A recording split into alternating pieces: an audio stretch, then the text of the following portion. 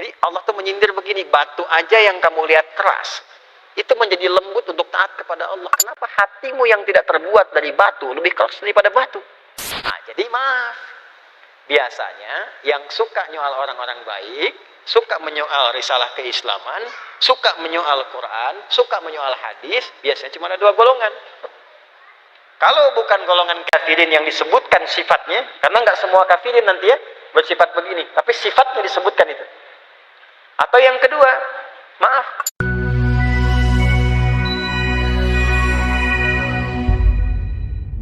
Wal hijarah, dan bebatuan. Batu di situ apa maksudnya? Apa semua batu masuk neraka jahanam? Tidak. Ada batu yang bertasbih kepada Allah. Di Al-Baqarah ayat 74. Kita masih 24 ya, sabar 50 ayat lagi tuh. Al-Baqarah ayat 74 paling kanan di pertengahan. Ada? Ayo buka dulu. Ada? Thumma qasat, ada? Thumma qasat qulubukum min ba'di dzalika fahiya kal hijarati aw ashaddu qaswa. Wa inna minal hijarati lama wa inna minal hijarati lama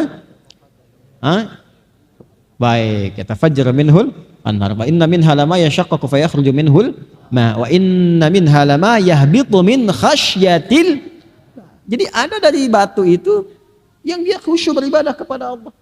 Ada yang diperintahkan untuk jatuh, diperintahkan untuk mengeluarkan air, keluar air dengan izin Allah. Jadi Allah tuh menyindir begini, batu aja yang kamu lihat keras, itu menjadi lembut untuk taat kepada Allah. Kenapa hatimu yang tidak terbuat dari batu lebih keras daripada batu? Jadi ada batu yang taat kepada Allah. Jadi yang dimaksud batu di sini apa? Batu-batu yang digunakan oleh orang-orang yang ingkar sebagai benda-benda yang dipertuhankan, itu maksudnya.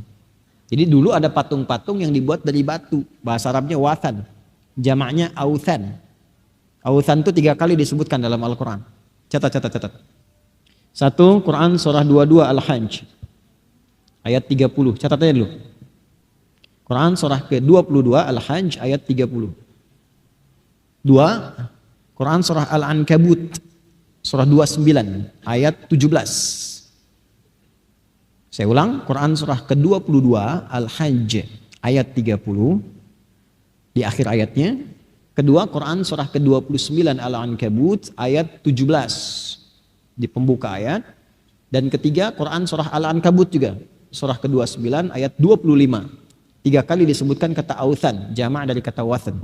Authan. Ini, authan, bukan autan. Authan. Jamak dari kata wathanun, waw fa nun, artinya patung yang dibuat dari batu. Jadi zaman itu banyak patung-patungnya dibuat dari batu.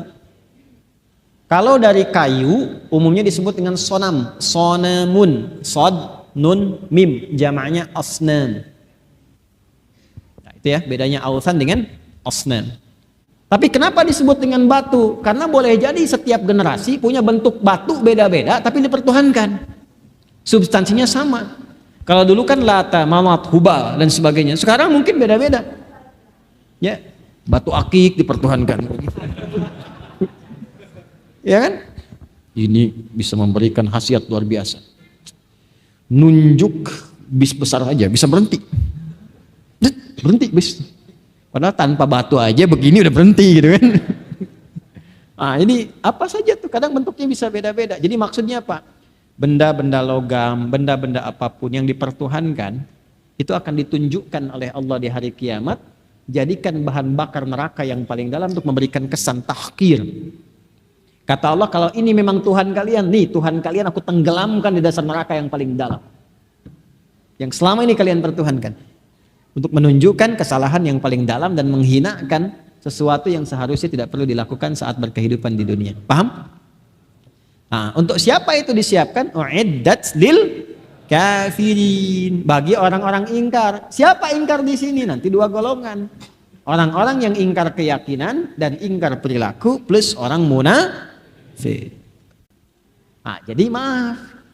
Biasanya yang suka nyoal orang-orang baik, suka menyoal risalah keislaman, suka menyoal Quran, suka menyoal hadis, biasanya cuma ada 2 golongan. Kalau bukan golongan kafirin yang disebutkan sifatnya, karena nggak semua kafirin nanti ya bersifat begini, tapi sifatnya disebutkan itu. Atau yang kedua, maaf, munafik. Jadi kalau ada orang melecehkan orang Islam sendiri, padahal mengaku Muslim juga, melecehkan ajaran Islam dan sebagainya, nah ini masuk dalam kategori ancaman ini. Tapi juga masuk dalam peringatan Allah dengan sayangnya Allah meminta dia taubat sebelum wafat. Makanya oleh kita bantu dalam tahajud supaya dia dapat hidayah, supaya taubat. Kadang-kadang oleh Allah itu diberikan peristiwa yang mengajak dia atau mengarahkan dia untuk taubat itu. Mungkin nyoal si fulan nggak apa-apa, nyoal ini nggak apa-apa. Tiba-tiba nyoal yang lain rame ini menuntut dia untuk datang, klarifikasi, minta maaf macam-macam. Arahnya tobat nggak? Kalau sampai ke ujung itu nggak tobat juga, nah itu ancamannya tinggi. Jangan dipotong sampai sini ya kalimat saya. Jadi itu umum sifatnya. Ya.